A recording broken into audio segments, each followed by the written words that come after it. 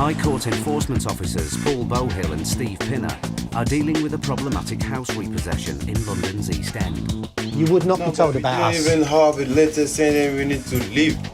The family who live here should have left 6 months ago when their tenancy expired. How old is the smaller one? 7. There's children inside, and their mother, who's the main tenant, still hasn't turned up, but the eviction is going to happen. Has she contacted you yet? Yeah, She contacted me, she said she's on her way. but she's going to be about 2 or 3 hours. No good. So we can just wait. Listen, it's really quite simple. Yeah. And if I can give you the bad news, is that within half an hour we will call the police. If we have to, we'll break into the property and it'll upset the children and all the things that go with it. But the eviction will take place. With every passing minute, it's more difficult to evict the family tonight as planned. They'll have nowhere to go. The sheriffs need to act fast. Paul and Steve start their paperwork, but the family are still inside and have bolted the front door. Can you open up? Could you open the door for us, please? Pardon? Yeah, great. That's great. What's he say? He's called the police. That's good. We don't have a problem with that. Paul calls the relatives' bluff and phones the police himself. The occupants are aware of why we're here. We've been in touch with the council and sent them an email of the High Court warrant that we hold. The people who are in the house are not giving us access. He said he's called the police, which is why I'm making this call. We're going to do the eviction now. We've told the council, they're aware of all of that, and they're going to sort out emergency accommodation for them. So we've done as much as we want to do, and we just want to be packed up and gone. OK, you're a star. Thank you very much. Okay, Bye. thank you very much. OK, they're too busy to come. If you don't open the door, we'll smash the glass. You haven't called the police, we have. So, we're going to break the glass. Just open the door. I've called the police and they said they've got no record of your call. I'm going to give you 2 minutes and break the glass. It is the last straw, yeah, so we'll break in now. And I don't like to do that with kids in the house, but there's no option. Talking the family out has failed. Brute force is now the only choice. I'm sorry, but... Yeah, you sorry, but...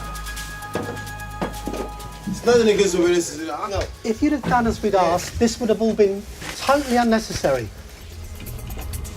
The use of a crowbar has secured the sheriff's entry. They change the locks and begin the repossession of the property. Half an hour later, the female tenant they've been waiting for comes home. Sorry, we have a High Court warrant. I've not received nothing. Pardon? I've not received nothing. What can I do now? This has been going on for months. No! Oh, I'm Give sorry. me the letter. Right, that's dated the 3rd of December to give possession of the house on or before the 11th I of received the letter December. 14. But you didn't go to court. I said I received the letter Saturday. Well, I'm sorry, I don't make the laws, I only enforce them. The landlord's agent has also arrived at the property. You guys had fair warning about this. You knew about this. You guys didn't respect the notices that we gave you. No, I said to you, no, don't talk about No, nothing don't raise your because voice at me. we never receive any notice. Any notice? If I receive We hand-delivered the notice. When? And? To To who? you. We never been to court. Yeah. Can I stop you there? This is wasting time.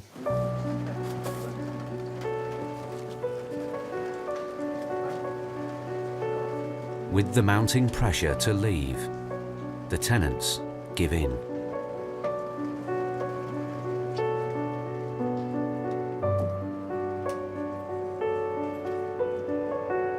It's taken the sheriffs 4 hours to get them out.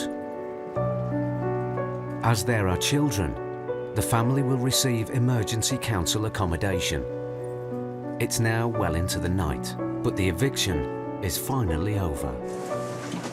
If They had nice furniture. There was a massive 60-inch TV in the lounge, another 60-inch TV in the conservatory. Then just the one bedroom on the ground floor had another massive TV as well mounted to the wall. And it didn't seem that these people were struggling financially at all. It seemed that they really lived a good life in there, considering that they couldn't afford to pay their rent. Getting the rent arrears was not on the Sheriff's High Court writ, and even though they owe money, the family will still be allowed to collect their remaining possessions within 7 days. Okay, done and dusted. At last. But this job has affected Paul more than most. We've put an immigrant family out on the streets 2 or 3 days before Christmas. They hadn't even got their Christmas tree up, so there'd be no presents, nowhere to go, pissing down with rain. They're really unhappy. How can that be a good result?